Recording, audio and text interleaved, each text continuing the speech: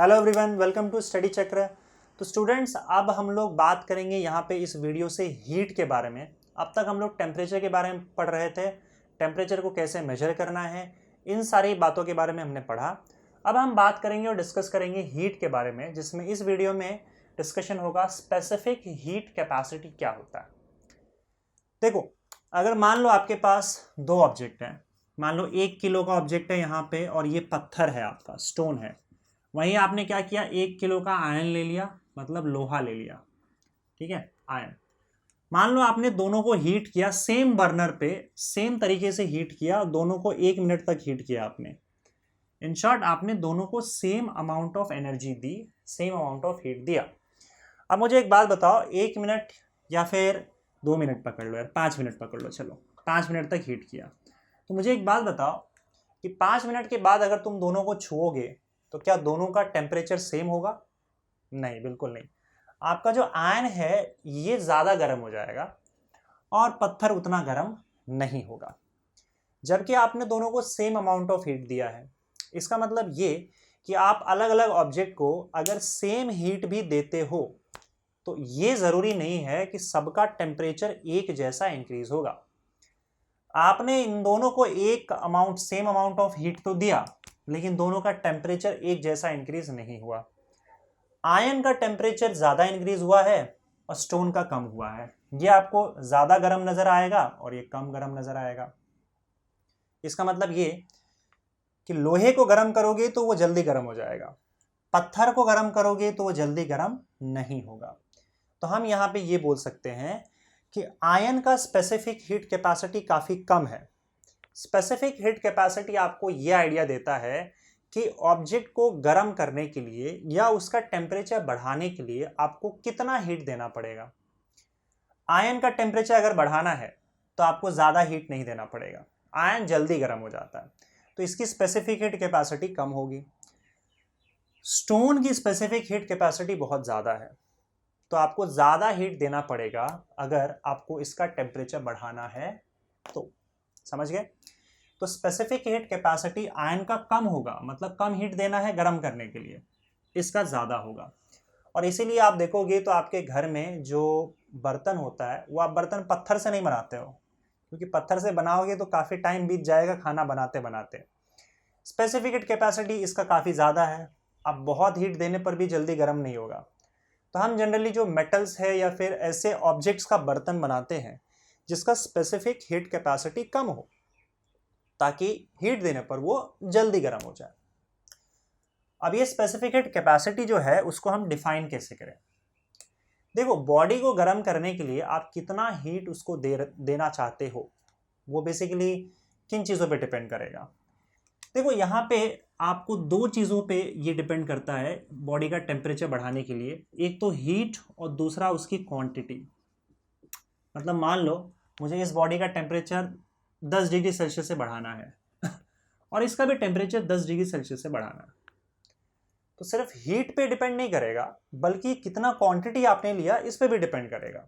हाँ, मैंने ये तो बोल दिया कि आयन जो है इसको कम हीट लगेगा, इसकी स्पेसिफिक हीट कैपेसिटी कम है इस टेम्परेचर तक ले जाने के लिए या इतना टेम्परेचर बढ़ाने के लिए।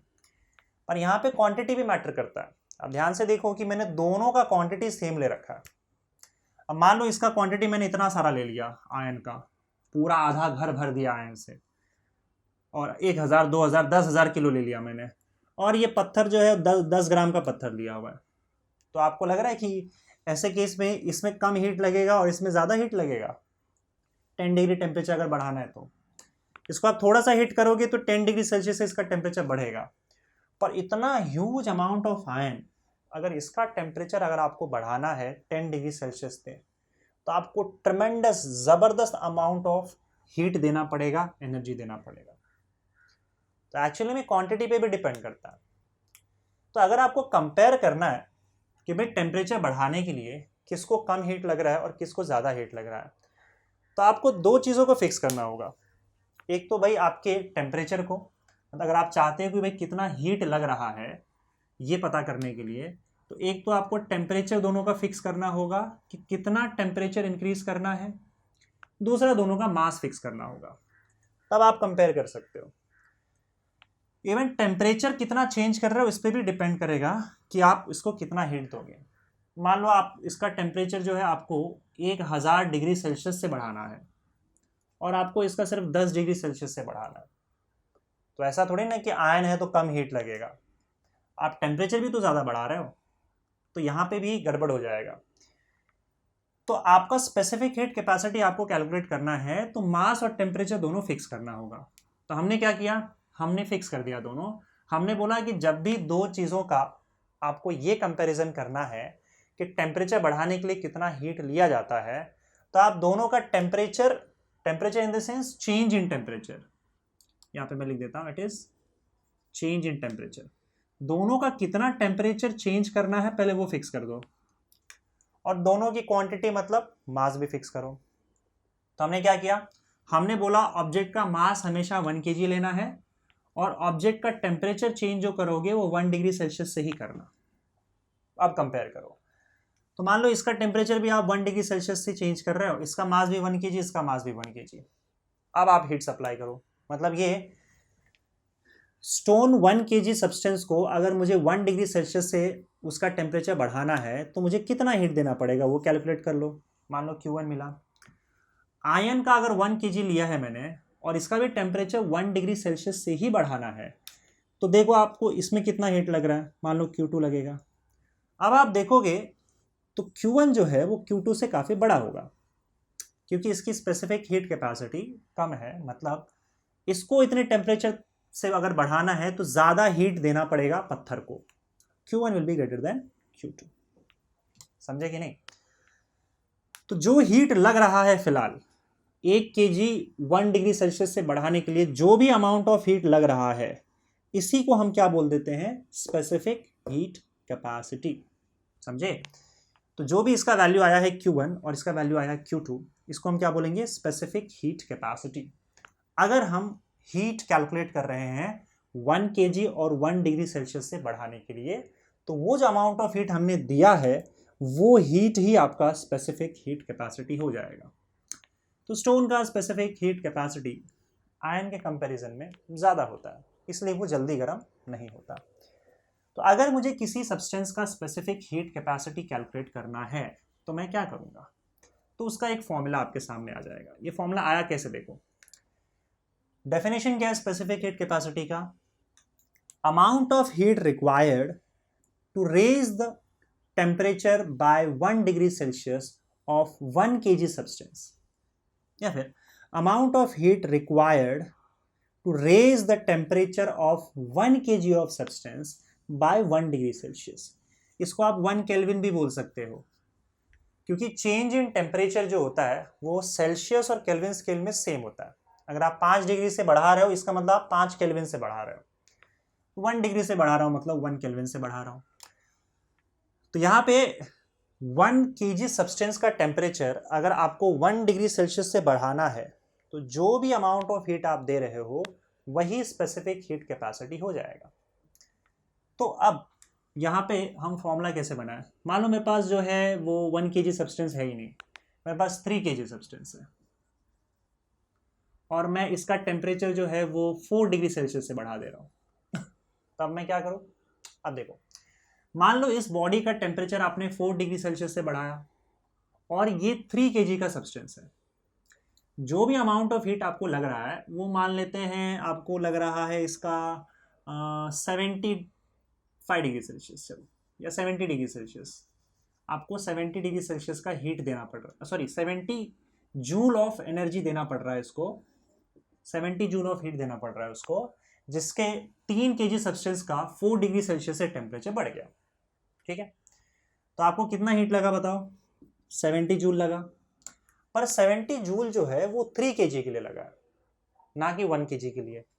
स्पेसिफिक हीट कैपेसिटी के डेफिनेशन के हिसाब से जो 1 kg होता है उसके लिए कितना हीट लगा वो आपका इंपॉर्टेंट है। तो सिंप्लिसिटी के लिए काम कर देते हैं, इसको 2 कर लेते हैं, इसको 80 कर लेते हैं, तब सही होगा। चलो 80 जूल ऑफ एनर्जी आपने दिया 2 kg सब्सटेंस का टेम्परेचर बढ़ाने के लिए, डेफिनेशन के हिसाब से 1 kg होना चाहिए। तो आप मुझे एक बात बताओ कि 1 kg कैसे होगा, मतलब अगर 2 kg के लिए आपको 80 जूल देना पड़ रहा है तो 1 kg के लिए कितना देना पड़ेगा आपको?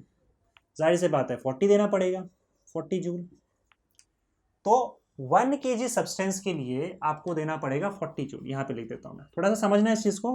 1 kg के लिए आपको देना पड़ेगा 40 जूल। लेकिन ये 40 जूल जो आप दे रहे हो वो टेम्परेचर बढ़ा रहा है 4 डिग्री सेल्सियस से, पर आपको टेम्परेचर बढ़ाना कितने हैं? 1 डिग्री सेल्सियस से, अगर आपको स्पेसिफिक हीट कैपेसिटी चाहिए तो। अब गौर से सुनना, 40 जूल एनर्जी आप दे रहे हो और उसका टेम्परेचर बढ़ा 4 डिग्री सेल्सियस से।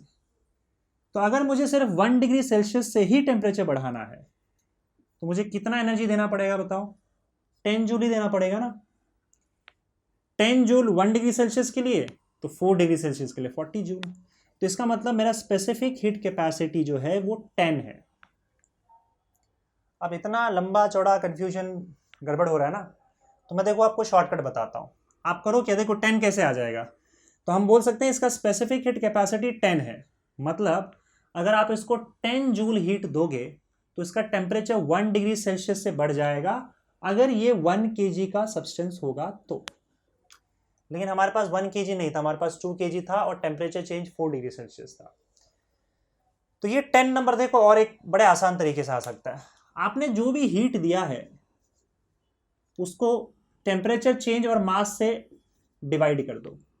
80 डिवाइडेड बाई 2 डिवाइडेड बाई 4, देखो आपको 10 आ जाएगा। 4 2 से 8, 80 डिवाइडेड 10, 10 आ गया। समझे? और ये 10 हो जाएगा स्पेसिफिक हीट कैपेसिटी इस ऑब्जेक्ट का। तो आपने किया क्या बताओ?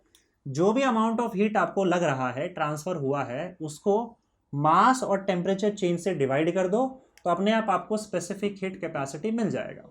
स्पेसिफिक हीट कैपेसिटी मतलब 1 kg सब्सटेंस को 1 डिग्री सेल्सियस टेम्परेचर से बढ़ाने के लिए या कम करने के लिए भी हो सकता है। कम करोगे तो आपका टेम्परेचर बाहर आ जाएगा, सॉरी हीट बाहर आ जाएगा। तो 1 डिग्री सेल्सियस टेम्परेचर को बढ़ाने के लिए 1 kg सब्सटेंस को जितना हीट देना पड़े वही आपका स्पेसिफिक हीट कैपेसिटी है। तो हम इसका क्या करते हैं, यहाँ पे एक जनरल फॉर्मूला निकाल लेते हैं। वो फॉर्मूला स्पेसिफिक हीट कैपेसिटी का क्या होगा बताओ? 80 क्या था बताओ? जो भी हीट आपने ट्रांसफर किया, मान लो आपने delta Q amount of heat transfer किया।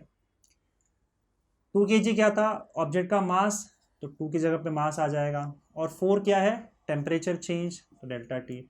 यहाँ आपका स्पेसिफिक हीट कैपेसिटी का एक फॉर्मूला बन गया, S is equal to delta Q upon M delta T. Very simple. इसका ऐसा यूनिट क्या होगा? चलो बताओ। ऐसा यूनिट में आपका देखो, ऐसा unit of specific heat capacity delta Q, मतलब ये हीट है, हीट को मेजर करेंगे जूल में, जूल पर केजी डिग्री सेल्सियस। अब देखो पर केजी और डेल्टा टी मतलब टेम्परेचर चेंज डिग्री सेल्सियस। इसको आप ऐसे भी लिख सकते हो, जूल पर केजी, या फिर आप ऐसे लिख दो पर केजी, और डिग्री सेल्सियस की जगह पे आप केल्विन भी लिख सकते हो, क्योंकि चेंज इन टेम्परेचर में दोनों सेम होगा। या फिर आप इसको ऐसे लिख सकते हो, joule KG inverse kelvin inverse, या फिर आप डिग्री सेल्सियस इनवर्स भी लिख सकते हो। अब इतना तो दिमाग है हम लोगों के पास, समझ गए? ये हो गया एसआई यूनिट। अब कई बार क्या होता है कि आपका जो यूनिट होता है हीट के लिए वो जूल नहीं होता है, बल्कि वो कैलोरी यूज करते हैं, कैलोरी, ठीक है, या फिर CAL कैलोरी। पर ये याद रखना कि कैलोरी एसआई यूनिट नहीं है। अगर जूल और कैलोरी में आपको कन्वर्जन पता करना है तो 1 calorie is equal to 4.18 joule होता है, या कई बार हम इसको 4.2 शॉर्ट में ले सकते हैं, 4.2 जूल। तो अगर आपको ऐसा यूनिट चाहिए लेकिन वैल्यू कैलोरी में दे रखा है तो आप इस कन्वर्जन फैक्टर का यूज कर सकते हो, 1 calorie is equal to 4.2 joule, या फिर 1 calorie is equal to 4.18 joule. तो आपका कैलोरी से जूल में कन्वर्जन आ जाएगा, ठीक है। एक और बात ध्यान रखना, वाटर का जो स्पेसिफिक हीट कैपेसिटी होता है, वाटर का स्पेसिफिक हीट कैपेसिटी जो होता है वो 1 calorie per gram degree Celsius होता है। मतलब ये, अगर आपने 1 ग्राम का पानी लिया, ये भी एक यूनिट है, केजी की जगह पे हम लोगों ने क्या कर लिया है, ग्राम यूज कर लिया है, जो कि मास का CGS यूनिट है। तो मतलब अगर आपके पास 1 ग्राम पानी है, कितना, 1 ग्राम वाटर है, और उसका टेम्परेचर अगर आपको 1 डिग्री सेल्सियस से बढ़ाना है तो हम क्या करेंगे, हमको 1 कैलोरी ऑफ हीट देना पड़ेगा। और आप 1 कैलोरी मतलब जानते हो 4.2 जूल। अगर इसको एसआई यूनिट में कन्वर्ट करोगे तो पहले तो कैलोरी को कन्वर्ट करो जूल में, तो ये हो जाएगा 4.2 जूल, डिवाइडेड बाय ग्राम को आप केजी में कन्वर्ट करोगे तो 10⁻³ केजी हो जाएगा, और डिग्री सेल्सियस वैसे ही रहेगा। 10⁻³ ऊपर चला जाएगा और ये हो जाएगा 4.2 इंटू 10⁻³ जूल पर केजी डिग्री सेल्सियस। ये आपका एसआई यूनिट।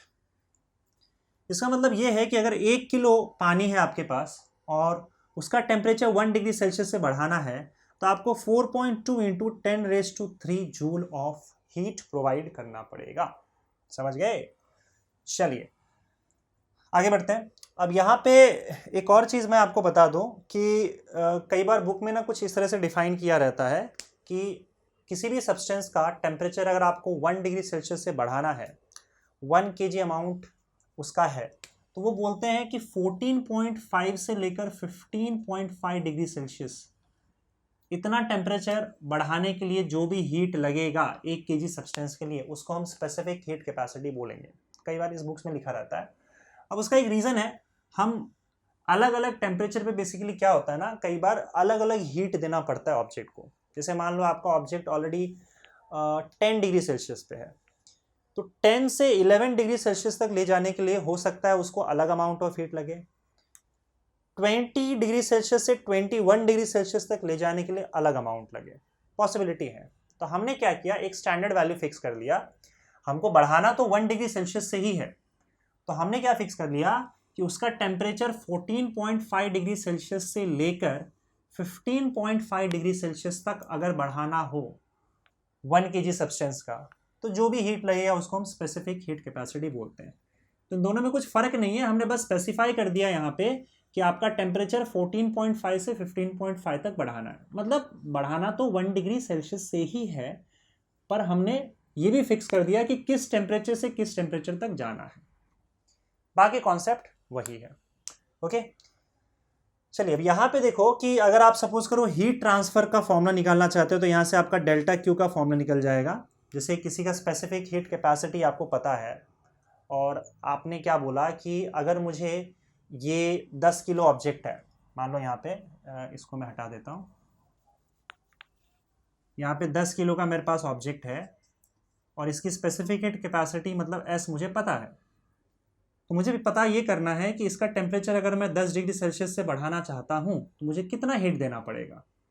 तो फिर मैं क्या करूँगा, ये फॉर्मूले के हिसाब से delta Q is equal to M into S into delta T, ये फॉर्मूला यूज़ करूँगा। तो कितना हीट ट्रांसफ़र करना है ये इस फॉर्मूले से आपके पास वैल्यू आ जाएगा। मास 10 kg उसको मल्टीप्लाई कर दो इसके स्पेसिफिक हीट कैपेसिटी से, और कितना टेम्परेचर आपको इसका चेंज करना है वो यहाँ डाल दो, तो इससे आपको अमाउंट ऑफ हीट ट्रांसफर यहाँ पे आ जाएगा। ओके, यहाँ पे एक और कॉन्सेप्ट है, उस पर हम लोग ध्यान दे देते हैं। इसको मैं हटा देता हूँ, और उसको बोला जाता है थर्मल कैपेसिटी या फिर हीट कैपेसिटी। थर्मल कैपेसिटी या फिर heat capacity.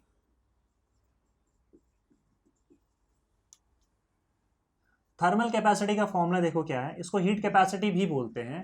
Thermal capacity is nothing but mass of the object multiplied by it's specific heat capacity. अगर स्पेसिफिक हीट कैपेसिटी को आप मास से मल्टीप्लाई कर दोगे तो आपको थर्मल कैपेसिटी मिल जाएगा। थर्मल कैपेसिटी का फॉर्मूला क्या आएगा देखते हैं, एम।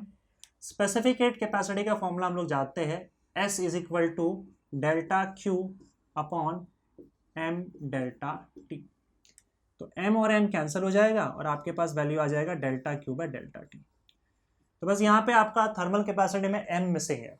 इसका मतलब ये कि हम यहाँ पे मास फिक्स नहीं कर रहे हैं, बाकी जो क्वांटिटी वही है delta Q by delta T. का मतलब ये किसी भी सब्सटेंस को अगर 1 डिग्री सेल्सियस से उसका टेम्परेचर बढ़ाना है तो जो भी अमाउंट ऑफ हीट आप दोगे वही उसकी थर्मल कैपेसिटी या फिर हीट कैपेसिटी कहलाएगी। अब देखो हीट कैपेसिटी जो है वो ऑब्जेक्ट पे तो डिपेंड करेगा ही, साथ साथ कितना क्वांटिटी आपने लिया है वो भी डिपेंड करेगा। जैसे अगर मैं आपसे ये कहूँ कि कॉपर लिया मैंने, अब कॉपर का इतना अमाउंट लूँ या इतना अमाउंट लूँ, इससे फ़र्क नहीं पड़ता है, उसकी स्पेसिफिक हीट कैपेसिटी जो है वो फिक्स रहेगी। क्योंकि स्पेसिफिक हीट कैपेसिटी कैलकुलेट करने के लिए हमारे पास जो फॉर्मूला था उसमें हम लोगों ने क्या डिसाइड किया था कि आप कॉपर का 1 kg सब्सटेंस ही लोगे और उसका टेम्परेचर 1 डिग्री सेल्सियस से ही बढ़ाओगे, तो जो भी हीट लगेगा वही आपका स्पेसिफिक हीट हो जाएगा। तो अगर आप कॉपर का ज़्यादा अमाउंट भी कहीं से लेके आते हो, स्पेसिफिक हीट कैलकुलेट करने के लिए मैं उसमें से 1 kg का ही पार्ट निकाल के रखूंगा और फिर उसको हीट करूंगा। तो इससे फर्क नहीं होता कि आप कॉपर ज़्यादा ला रहे हो कम ला रहे हो, स्पेसिफिक हीट कैपेसिटी कॉपर की फिक्स होगी। तो इसका मतलब जब तक आप मटेरियल नहीं बदलते तब तक उसका स्पेसिफिक हीट कैपेसिटी नहीं बदलेगा, फिक्स होगा। तो अब अगर मैंने मटेरियल ही चेंज कर दिया, मान लो कॉपर के बजाय मैं गोल्ड लेके आ गया, तो अब गोल्ड की स्पेसिफिक हीट कैपेसिटी अलग होगी, उसको 1 डिग्री सेल्सियस से बढ़ाने के लिए अलग हीट लगेगा, पर उसका भी मैं 1 kg ही लूँगा। तो मतलब स्पेसिफिक हीट कैपेसिटी आपका क्वांटिटी पे डिपेंड नहीं करता बल्कि मटेरियल पे डिपेंड करता है। लेकिन यहाँ पे देखो थर्मल कैपेसिटी या हीट कैपेसिटी, उसका formula delta Q upon delta T है, मतलब amount of heat required to raise the temperature by 1 degree Celsius. यहाँ पे मास की बात नहीं की है। तो थर्मल कैपेसिटी मटेरियल के साथ साथ क्वांटिटी पे भी डिपेंड करता है कि आपने कितना क्वांटिटी ले रखा है। अगर मैं 1 किलो सोना लेता हूँ और उसको हीट करता हूँ और उसका टेम्परेचर 1 डिग्री सेल्सियस से बढ़ाता हूँ तो मुझे कुछ ना कुछ अमाउंट ऑफ हीट लगेगा। लेकिन अगर मैं 10 किलो सोना लेता हूँ, अब ये 10 किलो सोना को अगर मैं 1 डिग्री सेल्सियस टेम्परेचर से बढ़ाऊँ तो इस बार मुझे 10 गुना ज़्यादा हीट लगेगा। इसका मतलब थर्मल कैपेसिटी इस बार मेरी ज़्यादा आएगी। तो थर्मल कैपेसिटी इस बात पे भी डिपेंड करता है कि आपने कितना सब्सटेंस ले रखा है। राइट, समझ गए? So this is thermal capacity mass multiplied by specific heat capacity. तो इसको आप शॉर्ट में याद रख सकते हो, m multiplied by s। Thermal capacity is m into s और स्पेसिफिक हीट कैपेसिटी ऑलरेडी मैं आपको यहाँ पे बता चुका हूँ। राइट, अच्छा ये जो फॉर्मूला है ये दोनों चीज़ों का, एक सेकेंड इसको मैं रब कर दूँ। ये जो फॉर्मूला है वो कई बार कैसा होता है कि अगर चेंज बहुत छोटा हो, बहुत कम अमाउंट में आप हीट दे रहे हो और बहुत कम अमाउंट में चेंज हो रहा है, तो इसको हम डेरिवेटिव के फॉर्म में भी लिखते हैं। तो आपका S का फॉर्मूला है delta Q upon M delta T. Right, derivative के फॉर्म में स्पेसिफिक हीट कैपेसिटी का वैल्यू लिखा जाता है 1 upon M D Q by D T. ठीक है, एक ही चीज हो गया, D Q by D T that is rate of change of heat with respect to temperature. उसी तरह से अगर आप थर्मल कैपेसिटी की बात करो तो थर्मल कैपेसिटी का जो फॉर्मूला है वो है आपका, एक तो एम एस है, ये तो आपको याद रखना ही है, उसके अलावा आपका delta Q by delta T है ना, और अगर चेंज बहुत कम है तो उसको डेरिवेटिव के फॉर्म में हम D Q by D T लिख सकते हैं, थर्मल कैपेसिटी का फॉर्मूला। समझ गए? चलिए अब आगे बढ़ते हैं। यहाँ पे देखो ये जो फॉर्मूला आपने लिख रखा है थर्मल कैपेसिटी का delta Q by specific capacity का delta Q by M delta T या फिर 1 upon M D Q by D T, solid liquid और गैस सबके लिए वैलिड है। पर कई बार क्या होता है कि हम कई केसेस में मास के टर्म्स में बात नहीं करते हैं। अगर क्वांटिटी काफ़ी कम हो, जैसे अगर कोई रिएक्शन हो रहा है तो उसमें हम 10 किलो 15 किलो का सब्सटेंस नहीं लेते हैं, या फिर अगर मेरे पास मेरे पास गैस है तो गैस के केस में हम मास के टर्म्स में बात नहीं करते हैं। तब हम लोग जो क्वांटिटी है वो क्वांटिटी वो जो है वो मोल के टर्म्स में डिफाइन करते हैं। जैसे मेरे पास 5 मोल्स ऑफ सब्सटेंस है, 7 मोल्स ऑफ सब्सटेंस है ना, इस तरीके से हम बात करते हैं। तो जब आप केजी के टर्म्स में बात नहीं कर रहे हो, मोल्स के टर्म्स में बात कर रहे हो। और आपको पता है 1 मोल का मतलब क्या होता है?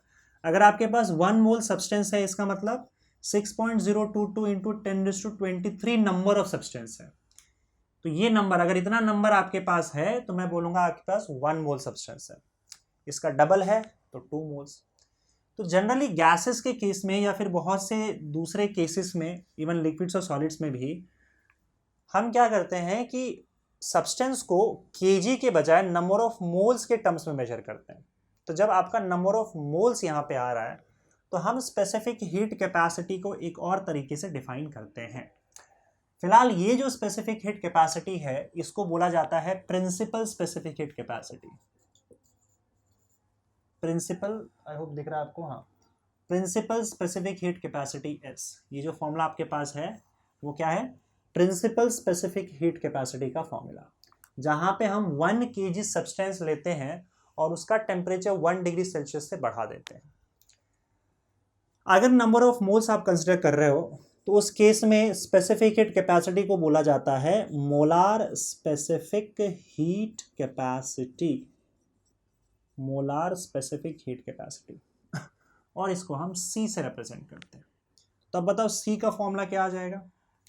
Well, C will be equal to, बस kg की जगह पे हमको क्या करना है, मास की जगह पे हमको क्या करना है, नंबर ऑफ मोल्स लेना है। फॉर्मूला वही होगा, delta Q upon N delta T, और डेरिवेटिव के फॉर्म में हम क्या लिख सकते हैं इसको, C is equal to DQ 1 upon N DQ by DT।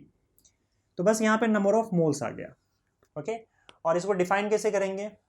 Amount of molar specific heat capacity of a substance is defined as the amount of heat required to raise the temperature of 1 mole of substance by 1 degree Celsius। वहाँ 1 kg था, यहाँ 1 मोल है, तो 1 मोल substance का temperature अगर आपको 1 degree Celsius से बढ़ाना है तो जो भी हीट आप प्रोवाइड कर रहे हो उसको हम बोलेंगे मोलार स्पेसिफिक हीट कैपेसिटी। तो अगर आपके पास सॉलिड, लिक्विड और गैसेस है तो वहां पे 2 टाइप की हीट कैपेसिटीज हो सकती है।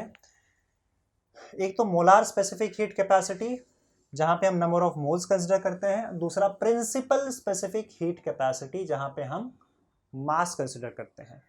अब देखो S और C मतलब मोलार और प्रिंसिपल स्पेसिफिक हीट कैपेसिटी में एक रिलेशन भी है। इस रिलेशन को आप ध्यान में रखना, और ये रिलेशन हम खुद निकाल भी सकते हैं। देखो, नंबर ऑफ मोल्स का एक फॉर्मूला होता है मास अपॉन मोलार मास, मास इन ग्राम अपॉन मोलार मास। ठीक है, तो यहां पे आप m इज इक्वल टू क्या कर सकते हो, n इंटू एम नॉट कर सकते हो, राइट। तो यहां पे देखो s इज इक्वल टू क्या है बताओ, या फिर चलो ठीक है ऐसे ले लेते हैं। s इज इक्वल टू क्या है, delta Q upon m delta T, यही है ना।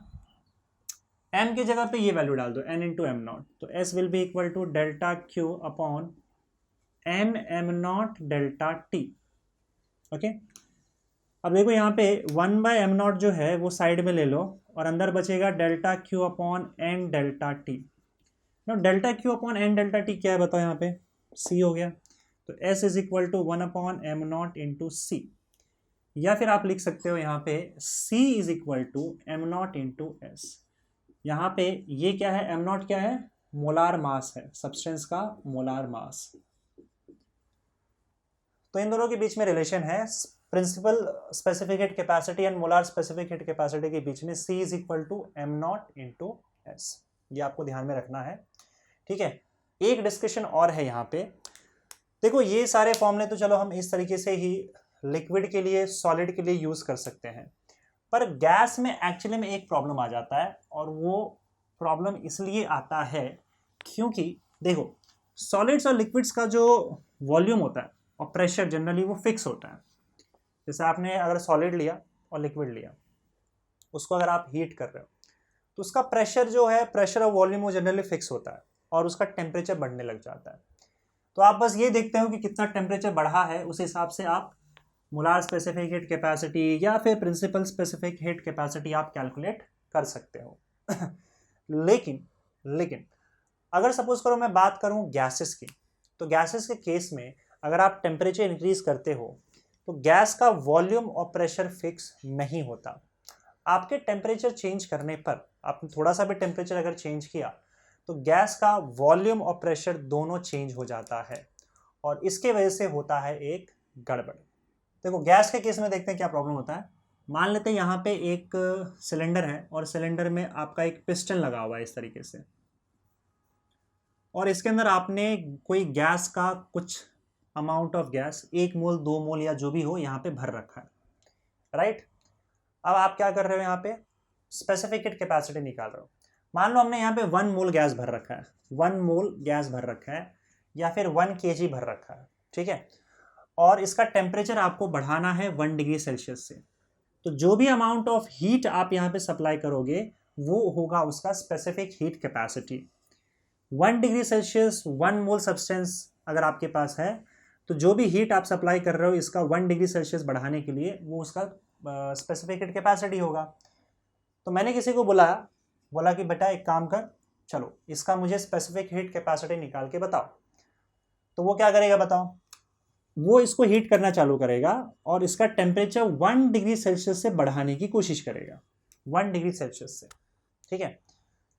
तो वो क्या करेगा, इसको ऐसे चालू कर देगा और उसके बाद होगा क्या कि जैसे ही उसने बढ़ना चालू किया, हीट देना शुरू किया, हीट के वजह से अंदर का प्रेशर और वॉल्यूम चेंज होने लगेगा और ये वाला पार्ट जो है ये ऊपर जाने लगेगा।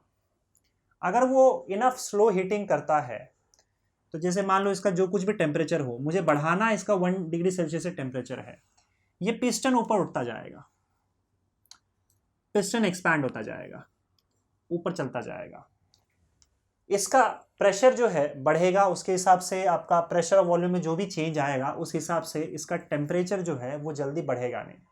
इनफैक्ट अगर वो एक सफिशिएंट स्लो हीटिंग करता है तो ऐसे केस में क्या होगा, वॉल्यूम बढ़ता जाएगा, प्रेशर डिक्रीज होता जाएगा, वॉल्यूम बढ़ता जाएगा, प्रेशर डिक्रीज होता जाएगा और टेम्परेचर बढ़ नहीं रहा। अब वो अमाउंट ऑफ हीट दिए जा रहा है, उससे बस ये क्या हो रहा है, एक्सपैंड हो रहा है। अब वो कंटिन्यूसली हीट देता रहे, उसका टेम्परेचर जो है गैस का 1 डिग्री सेल्सियस तक बढ़ ही नहीं पाएगा।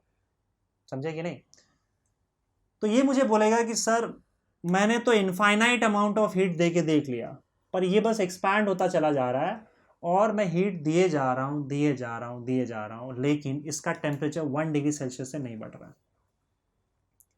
इनफाइनाइट अमाउंट ऑफ हीट दे दिया तब भी इसका टेम्परेचर इतने से नहीं बढ़ पाया। तो बोलेगा सर इसका जो स्पेसिफिक हीट कैपेसिटी जो है वो तो इनफाइनाइट है, उतना देने पर भी इसका टेम्परेचर जल्दी बढ़ नहीं रहा है, गर्म ही नहीं हो रहा है ये ऑब्जेक्ट। अब सेम गैस है, मैं किसी दूसरे बंदे को बोलूँगा आजा भाई और इसको हीट करना चालू कर।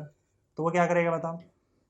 ठीक है सर, हीट करना चालू किया उसने और अगेन ये एक्सपैंड होना शुरू हो गया।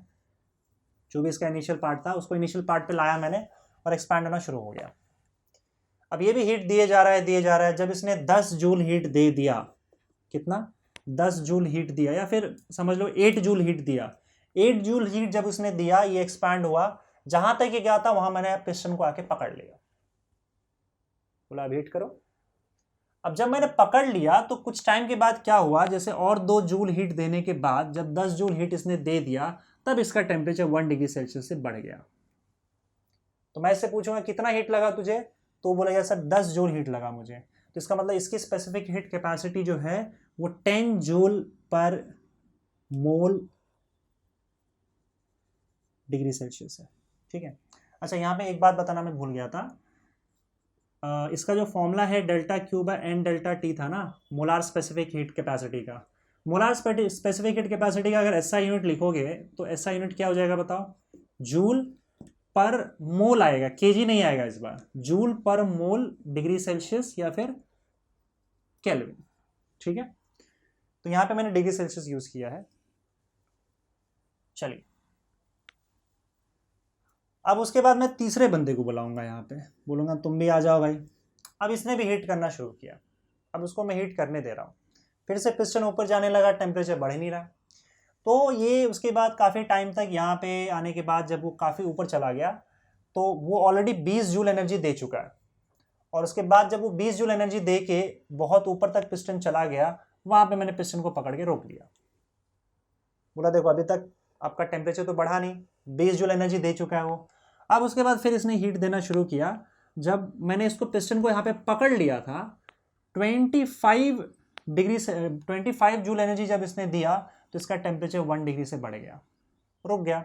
उसने बोला कि मुझे 1 डिग्री सेल्सियस बढ़ाने के लिए टोटल 25 जूल की एनर्जी लगी है, तो 25 जूल पर मोल डिग्री सेल्सियस। ऐसे अलग अलग आदमी आते गए और सबको 1 डिग्री सेल्सियस का टेम्परेचर बढ़ाने के लिए अलग अलग अमाउंट ऑफ हीट लगा।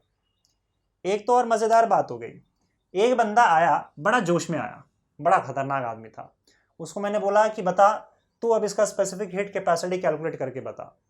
वो ऐसे झट से गया, उसने ऐसे पिस्टन को पकड़ा, खट से जोर से दबा दिया अंदर, रैपिडली अंदर दबा दिया, और उसके दबाने की वजह से ये मॉलिक्यूल्स जो है वो दब गए और इसका टेम्परेचर 1 डिग्री सेल्सियस से बढ़ गया। मैंने पूछा कितना हीट लगा तुमको 1 डिग्री सेल्सियस से बढ़ाने के लिए, बोलता है 0 लगा, मैंने तो हीट किया ही नहीं। बल्कि मैंने उसको कॉम्प्रेस करके उसका टेम्परेचर बढ़ा दिया। अब उसके हिसाब से स्पेसिफिक हीट कैपेसिटी इसकी 0 है क्योंकि कोई हीट ही नहीं लगा। 1 डिग्री सेल्सियस टेम्परेचर बिना हीट प्रोवाइड किए ही बढ़ गया, बस दबाने से बढ़ गया। तो प्रॉब्लम आप गैस का देख रहे हो, गैस का क्योंकि प्रेशर और वॉल्यूम चेंज होता है, उसके वजह से गैस की स्पेसिफिक हीट कैपेसिटी 0 से लेकर इन्फिनिटी तक कुछ भी हो सकता है। वो इस बात पे डिपेंड करता है कि आप पिस्टन को कब पकड़ते हो, किस तरह से उसको मूव करते हो। उस हिसाब से गैस का जो स्पेसिफिक हीट कैपेसिटी है वो इनमें से कुछ भी हो सकता है, 0 से लेकर इन्फिनिटी तक कुछ भी हो सकता है। इसीलिए हमने क्या किया, स्पेशली गैस के स्पेसिफिक हीट कैपेसिटी के लिए हमने यहाँ पे कंडीशंस रखे और हमने 2 स्पेसिफिक हीट कैपेसिटी गैस के लिए डिफाइन किया, एक एट कांस्टेंट वॉल्यूम और दूसरा एक कांस्टेंट प्रेशर।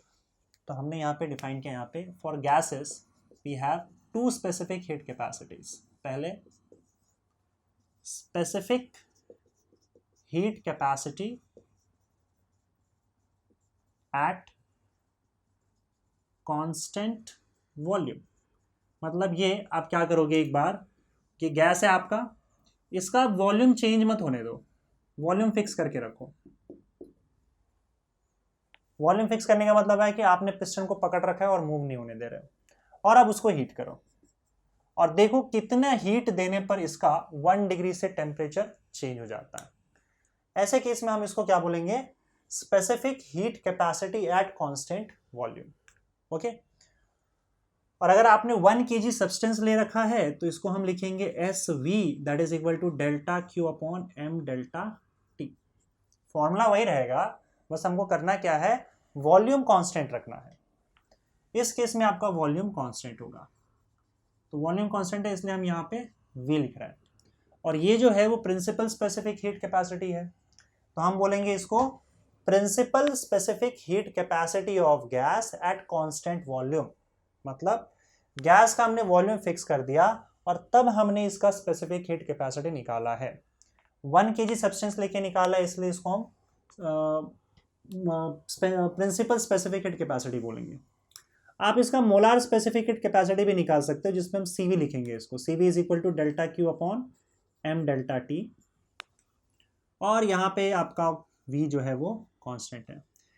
इसको बोला जाएगा molar specific heat capacity of gas at constant volume. इस बार हमने 1 मोल ऑफ सब्सटेंस लिया और तब ये फॉर्मूला यहाँ पे यूज कर रहे हैं हम लोग, this is molar specific heat capacity. एक और तरीका है यहाँ पे स्पेसिफिक हीट कैपेसिटी कैलकुलेट करने का, कि आप किसी तरीके से गैस का प्रेशर फिक्स कर दो, तो हम बोलेंगे इसका specific heat capacity at constant pressure. मतलब ऐसे कि इसमें करना क्या है, आप इसका वॉल्यूम इंक्रीज होने दो, पकड़ के मत रखो, लेकिन ये मेक श्योर करो कि इसका किसी तरीके से प्रेशर चेंज ना हो। अगर प्रेशर चेंज नहीं होगा, देखो प्रॉब्लम क्या हो रहा था कि जब ये इंक्रीज हो रहा था तो इसका वॉल्यूम इंक्रीज हो रहा था और प्रेशर डिक्रीज हो रहा था, जिस वजह से टेम्परेचर चेंज नहीं हो पा रहा था। हमको ये मेक श्योर करना है किसी तरीके से, जैसे मान लो इसका प्रेशर अगर मान लो डिक्रीज होने लगे तो आप साइड से किसी तरीके से प्रेशर बढ़ा दो, ठीक है, एक्स्ट्रा प्रेशर डाल दो ताकि इसका प्रेशर चेंज ना हो पाए।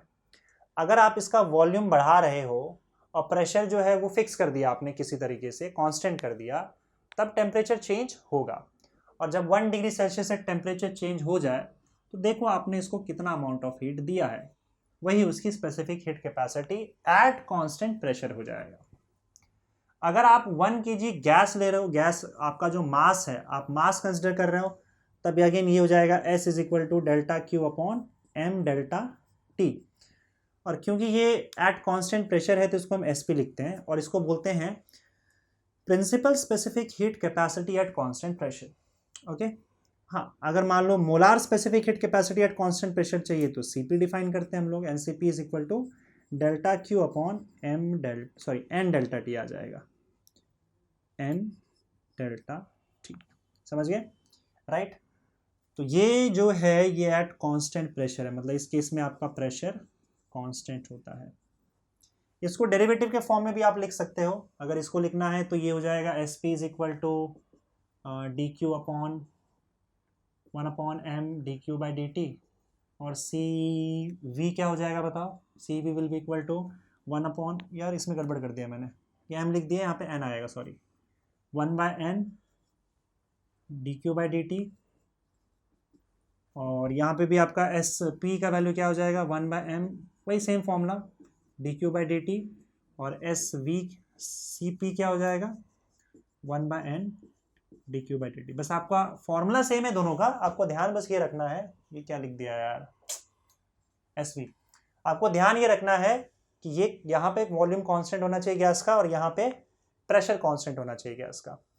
और सी और वी में आपको ऑलरेडी मैंने रिलेशन तो बता ही दिया है, तो इसको मैं हटा देता हूँ। और हमने यहाँ पे देखा ही है कि इस केस में अगर आपका जो एस है या सी है वो एम नॉट इंटू एस होता है, राइट। अभी थोड़ी देर पहले ये कैलकुलेट किया तो आपका C V is equal to M not into S V हो जाएगा और C P is equal to M not into S P, ठीक है। तो गैस के केस में हम दो स्पेसिफिक हीट कैपेसिटी कैलकुलेट करते हैं, specific capacity at constant volume, जिसमें आपका ये principal specific capacity at constant volume है, और ये molar specific capacity at constant volume. Specific capacity at constant pressure calculate करते हैं, जहाँ पे हम प्रेशर कांस्टेंट रख के कैलकुलेट किया जाता है ये एट कांस्टेंट प्रेशर, ये प्रिंसिपल स्पेसिफिक कैपेसिटी और ये molar specific heat capacity. Okay, ये रहा क्वेश्चन आपके सामने। Two different metal bodies A and B of equal mass are heated at a uniform rate. तो मतलब आप दो बॉडी है ए और बी, दोनों का मास सेम है और दोनों को एक तरीके से हीट किया जा रहा है। Variation of temperature shown in the graph, जो भी टेम्परेचर उनका चेंज हो रहा है टाइम के हिसाब से, टाइम यहाँ पे प्लॉट किया है, टेम्परेचर यहाँ पे चेंज यहाँ पे प्लॉट किया है। तो टेम्परेचर देखो बढ़ रहा है दोनों का टाइम के हिसाब से, क्योंकि उसको हीट किया जा रहा है। दोनों का वेरिएशन ग्राफ में दे रखा है और बोला है कि इनका रेशियो क्या है स्पेसिफिक हीट कैपेसिटीज का। दोनों के स्पेसिफिक हीट कैपेसिटीज का आपको रेशियो निकालना है। अगर सपोज करो यहाँ पे मैं रेट ऑफ हीटिंग की बात करूं तो दोनों का रेट ऑफ हीटिंग यहाँ पे सेम है। आप क्वेश्चन में देखोगे two different metal bodies A and B of equal mass are heated at a uniform rate. Rate of heating का मतलब क्या होता है?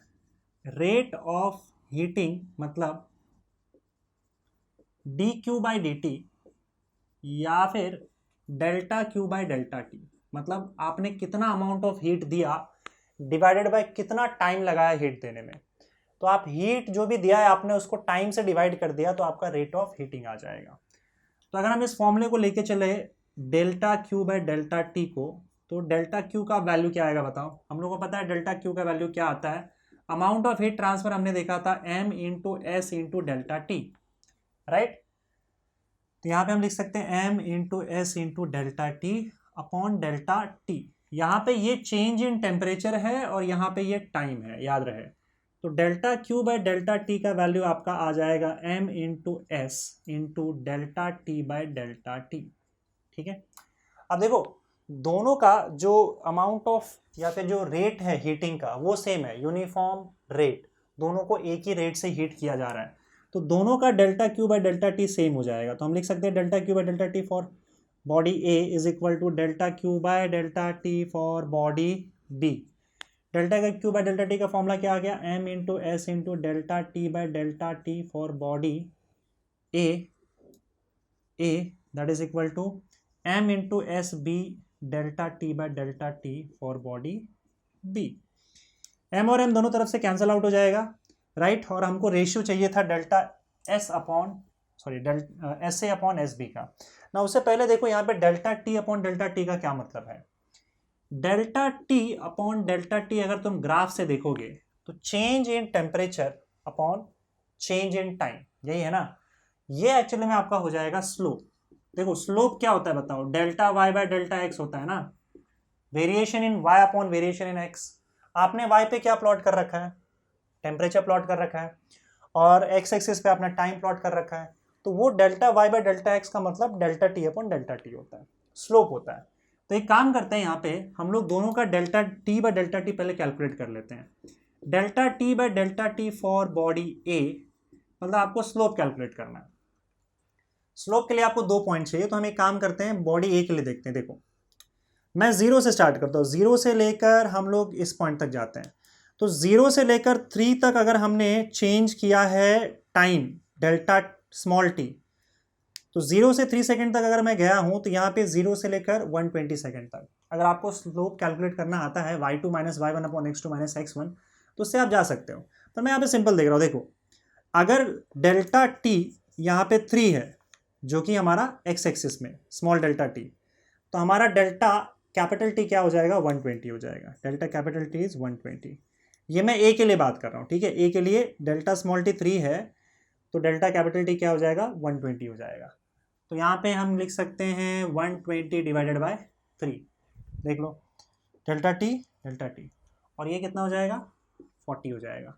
Similarly delta T by delta T for अगर बी निकालना चाहें हम लोग तो इसका स्लोप देखो कैसे निकलेगा y बाय एक्स। या फिर एक और बात आप शॉर्ट तरीका याद रख सकते हो कि अगर straight line passing through origin है हमारे पास तो सीधा y बाय एक्स कर लो। तो b के लिए कोई भी y उठाओ और कोई उसका x देख लो। अब b के लिए y क्या है बताओ, यहाँ पे 90 और x क्या है 6, तो y बाय एक्स स्लोप आपका आ जाएगा y by X 90 divided by 6, 90 divided by 6। या आप इसको ऐसे देख सकते हो कि देखो डेल्टा टी अगर 90 है राइट, तो डेल्टा स्मॉल टी क्या है आपका 6 है, क्योंकि हम ये पॉइंट यहाँ से यहाँ तक जा रहे हैं ना, तो यहाँ से यहाँ तक अगर x एक्सिस पे जा रहे हैं तो डेल्टा स्मॉल टी आपका 6 आ गया। तो फिर हम y एक्सिस पे यहाँ से यहाँ तक पहुँच जाएंगे पॉइंट बी तक अगर जा रहे हैं तो डेल्टा कैपिटल टी 90 हो जाएगा। तो यहाँ पे 90 डिवाइड बाई 6 का कितना आ जाएगा 15 आ जाएगा।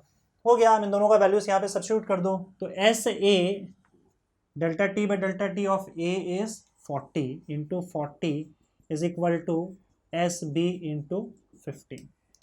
अब यहाँ से आपको एस से अपॉन एस बी का वैल्यू मिल जाएगा। एस से upon S B is equal to 15 divided by 40। 15 divided by 40 का मतलब होता है 5 3 15 5 8 40, यानी answer is 3/8, that is option B.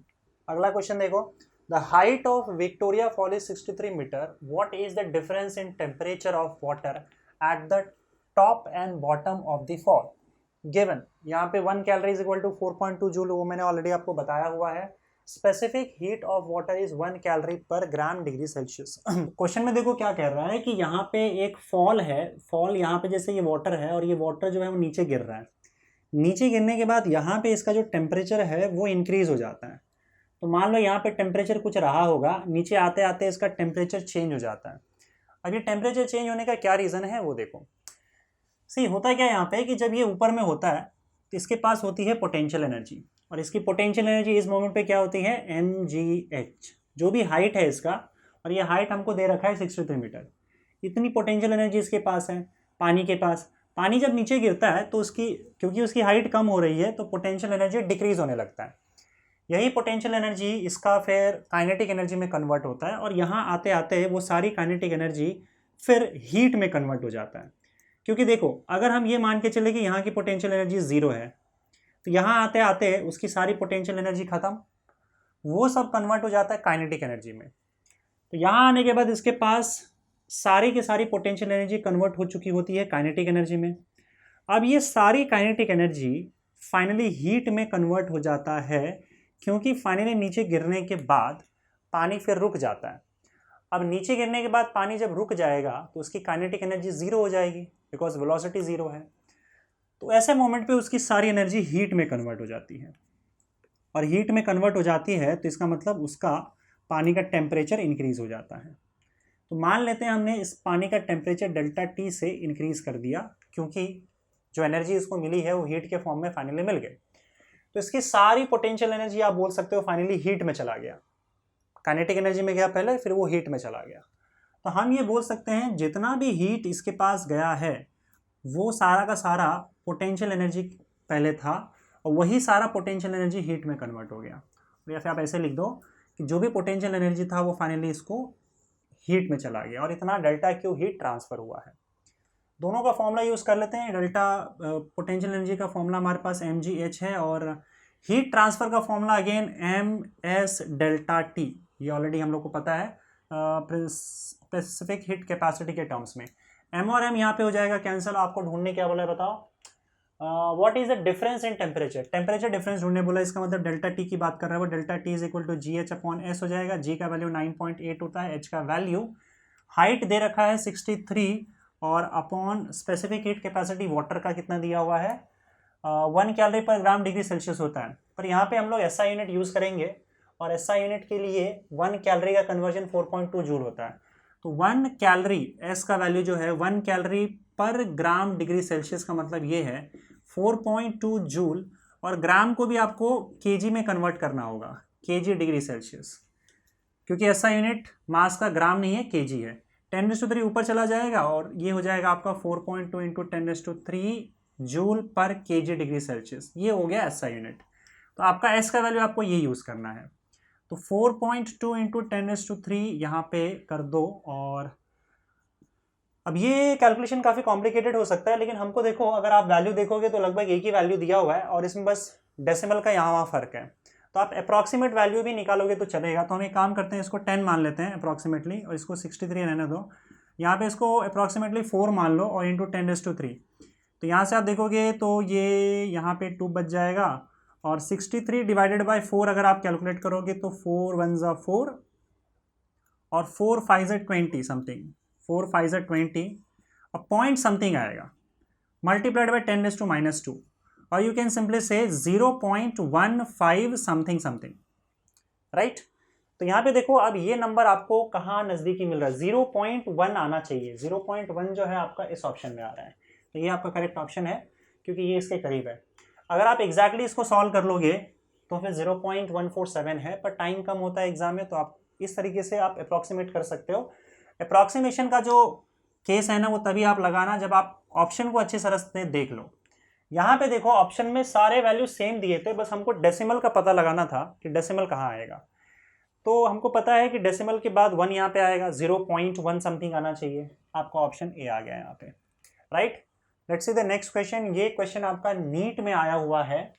The quantities of heat required to raise the temperature of 2 copper solid spheres of radius R1 and R2 through 1 kelvin are in the ratio.